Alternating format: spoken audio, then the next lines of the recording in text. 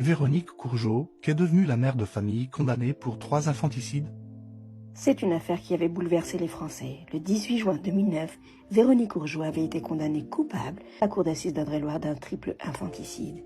Elle avait été condamnée à 8 ans de prison. Le fait s'était déroulé en 2006. Le 23 juillet, le mari de Véronique Courgeot, Jean-Louis, a découvert par hasard 2 bébés dans le congélateur de la maison du sud de Séoul, en Corée du Sud. Après avoir nié être les parents des nourrissons, le couple avait finalement été confondu par le test ADN. Interrogée par les enquêteurs, Véronique Courgeot avait finalement reconnu 3 infanticides.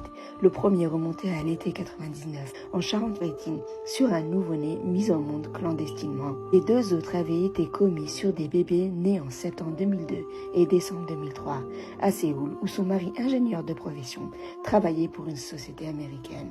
Après avoir été mis en examen pour complicité d'assassinat, ce dernier avait finalement été mis hors de cause. Mon épouse a d'ailleurs toujours dit qui n'était pas au courant de cette affaire. Détenue depuis 2006, la justice avait finalement accepté la libération conditionnelle le 17 mai 2010 de Véronique Courgeot. Après 4 ans passés derrière les barreaux, elle avait toutefois interdiction de communiquer avec la presse.